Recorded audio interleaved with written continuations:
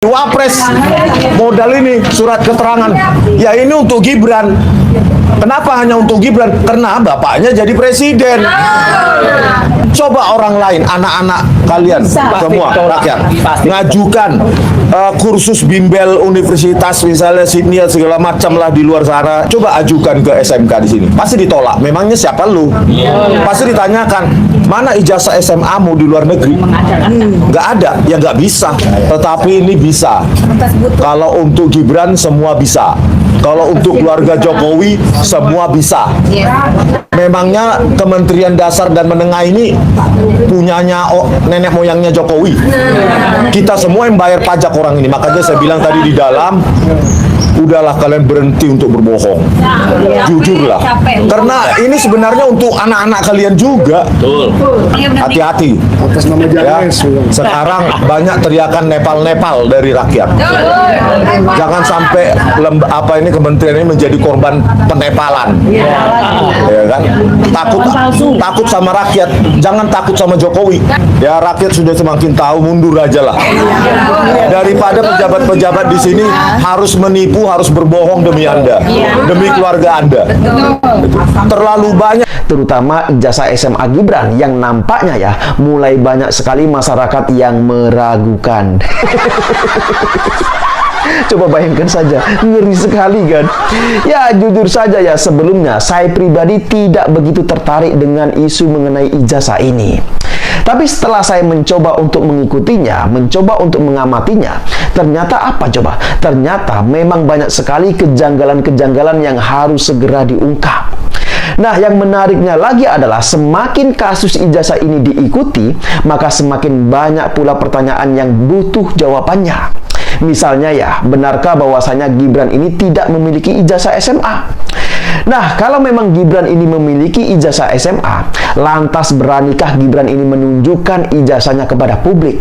Kan itu pertanyaannya. Dan kalau Gibran ini tidak berani menunjukkan ijazahnya kepada publik, maka bisa jadi apa yang diduga oleh Roy Suryo, Rismond, dan kawan-kawannya itu memang benar adanya. Ya, bisa jadi memang Gibran itu tidak memiliki ijazah SMA. Karena apa? Karena menurut dari hasil temuan yang dilakukan oleh Roy Suryo, Rismond, dan kawan-kawannya, ternyata Gibran hanya bermodalkan surat keterangan dari Dirjen Dikti, Kementerian Pendidikan. Lah ini kan parah sekali. Jadi yang digunakan Gibran untuk mendaftar di Komisi Pemilihan Umum atau KPU, itu hanyalah berupa surat keterangan penyetaraan ijazah. Tolong dicatat ya, yang digunakan Gibran untuk mendaftar di KPU adalah surat keterangan penyetaraan ijazah. Jadi bukan ijazah pada umumnya.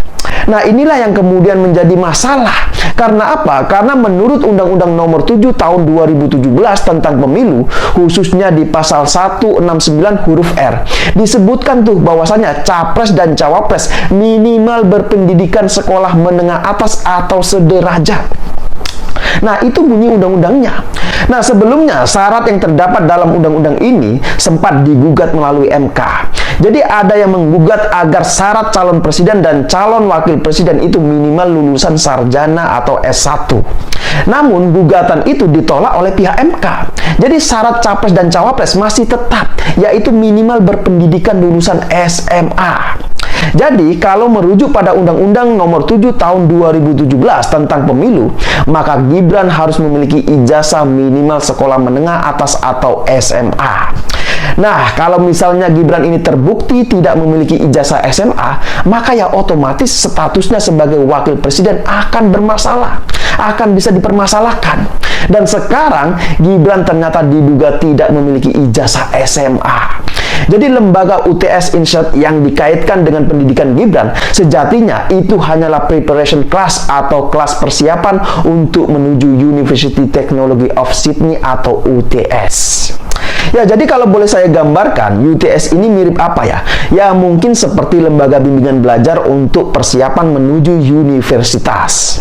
Dan yang anehnya lagi adalah, lembaga UTS Insert itu sekarang sudah tidak ada lagi alias sudah dibubarkan.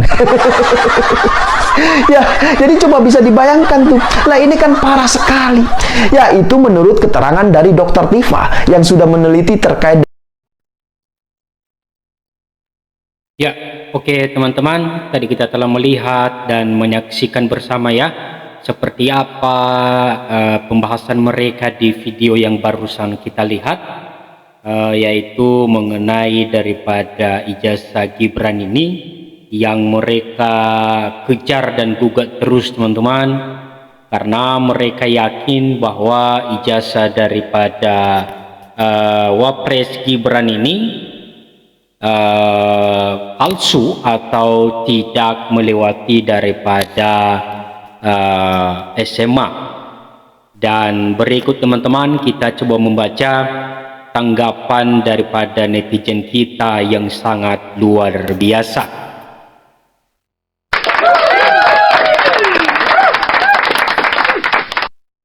Ya, oke teman-teman, ada di sini komentar daripada saudara kita yang katanya, karena hukum di Indonesia berpihak kepada uang yang banyak, kalau dikit uang serba tidak bisa. Ada juga di sini yang menjawab teman-teman, bukan hukum penegak, hukum perlu dinepalkan katanya. Oke, lanjut lagi teman-teman. Uang dan power bicara semuanya. Oke. Jika Gibran mempunyai ijazah SMA, pasti ditunjukkannya ke rakyatnya. Sudahlah Pak Rismon, dah capek kita dengan ijazah Jokowi dan Gibran, biarkan Allah yang melaknatnya atas penipuan yang membohongi seluruh rakyat Indonesia. Istirahatlah Pak Rismon. Pak Roy duduk, kita lihat balasan untuk Jokowi, pasti dia kena batunya lambat atau cepat. Ya teman-teman, itulah beberapa tanggapan daripada netizen kita yang sangat luar biasa. Dan lanjut lagi, jalan yang tepat, makjulkan aja banyak anak muda lulusan S1, S2, S3 yang bermutu, mereka sulit cari kerja.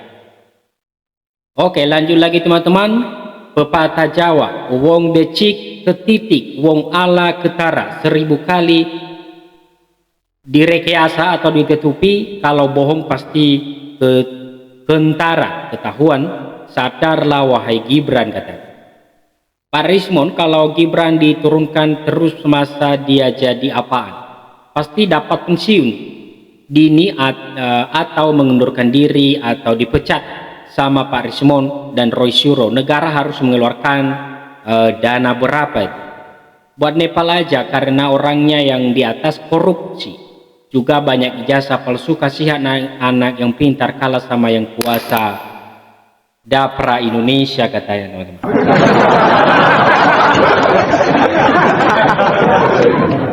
Oke, lanjut lagi teman-teman. Rekayasa dinasti Jokowi temurun ke anaknya oleh Termul perusak negeri, tangis ke pelosok negeri, bukan karena kehilangan tapi karena pengrusakan moral, katanya. Oke, kelompok sakit hati kelihatan bodohnya ya. Masalah ijazah yang diprovokasi sama orang mantan narapidana dan orang-orang yang tidak dipakai oleh pemerintah, kok pada percaya. Pikir secara waras bro, mau kerja di PNS, BUMN, swasta harus pakai ijazah, apalagi sampai jadi pejabat. Saya curiga yang percaya ini mungkin orang-orang pengangguran dan otomatis paling mudah diprovokasi, katanya. Ya teman-teman, beberapa komentar yang luar biasa sekali.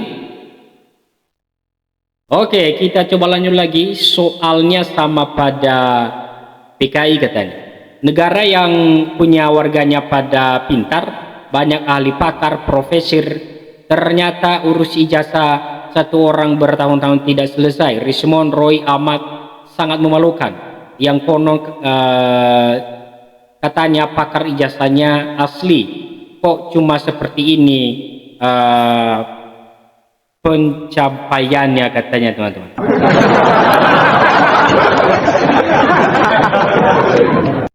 Oke, langsung masih lanjut teman-teman. Masa Indonesia kalah sama Nepal, katanya. Kasihan Pak Prabowo diwakili di sekelas bimbingan belajar memalukan sekali, cocok jualan martabak saja katanya teman-teman. Oke, lanjut lagi. Sudah begini keluarga Jokowi banyak diragukan. Ijazahnya Jokowi sudah war projo dan relawan Jokowi mendukung Prabowo Gibran 2029. Menurut saya, apabila Gibran maju nyapres atau cawapres, dituntaskan dulu permasalahan ijazah dan penselonnya. Soal umur minimal 40 tahun, tapi itu belum mencapai umur Gibran ya, 46 tahun katanya. Kalau klop dan cocok nih Subhan sama Karni, penjajah kepalsuan, penjajah kebohongan yang telah diremot, Mulyono dan negeri ini sedang dijajah dengan skenario agenda misi besar rekayasa, data palsu, rahasia negara, ijazah palsu yang disiapkan dalam misi besarnya disiapkan. Maka yang dikup dan digenggam oleh misi besar ini adalah: 1. Disiapkan di 2025 ijazah palsu. Rekayasa menuju RI 1 melibatkan di sana yang digenggam oleh misi kebohongan KPU, MK, MA, Kejagung, PT UN, Jini, SSTU, lingkaran di sana di Sylvester Matutina, pemegang kunci kebohongan MIDI, DSTA palsu. Yang kedua, yang dikup 3 lembaga tertinggi kekuasaan yudikatif, MK, Kejaksaan, Hakim, Jaksa Agung, MK, MA, MK. Skenario rekayasa pengalihan isu, menkup atau mengekrut parbujar, para pemuja yang sesuai misi besarnya. Yang dikup lembaga legislatif ya, karena apapun akan lewat undang-undang di legislatif yang bisa dikendalikan misi besarnya. Yang kelima, yang dikup eksekutifin, ini yang harus dipegang oleh misi besarnya, oleh rencana agendanya. Yang keenam, misi besarnya yang sudah diteken, sudah ada perjanjian, maka terjadilah hukum tak adil. UUD diubah-ubah kebijakan untuk orang oligarki kapitalis yang mendorong dan para pemfitnah, para pemecah bela adu domba dan bikin gaduh. Umat beragama pembuat narasi agama yang diucapkan Ade Armando dan Sylvester sebagai pemfitnah dan LSI sebagai penggerak opini di suara biar misi targetnya dan oligarki memaksakan Fufufafa tetap harus menjadi penerus misi besarnya walau dengan cara apapun. Oke, lanjut lagi teman-teman. Jika di Undang-Undang 7 tahun 2017 mencantumkan syarat calon wapres minimal ijazah SMA, bukan berhenti di situ. Ayat lain juga menerangkan pasal dimaksud, misalnya admin tidak menjelaskan bahwa ada yang sederajat dan disetarakan di SMA. Misalnya bersangkutan lulusan sekolah luar negeri kan harus diserahkan oleh instansi yang berwenang di Indonesia. Lanjut lagi, artinya bukan harus ijazah SMA, kan lulusan LN sudah disetarakan saat channel tidak mendidik. Yang waras mikir jangan juga dengan hoak dan menyesatkan. Ini bukti kok anehnya masih saja rakyat membela keluarga Jokowi. Kalau ternak Mulyono atau para penjilat Jokowi, ajar saja ini rakyat biasa masih percaya kalau jasa yang dikatakan Bang Suryo dan Desmond adalah benar katanya.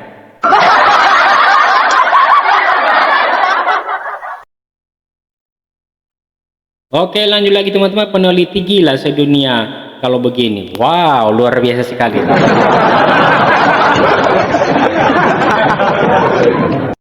Ya, oke teman-teman, sekian saja dulu pembahasan kita di video kali ini, dan mudah-mudahan teman-teman dapat memahami seperti apa berita tadi, dan jangan lupa juga dukung terus channel kita supaya teman-teman tidak ketinggalan di video-video berikutnya. Salam NKRI harga mati.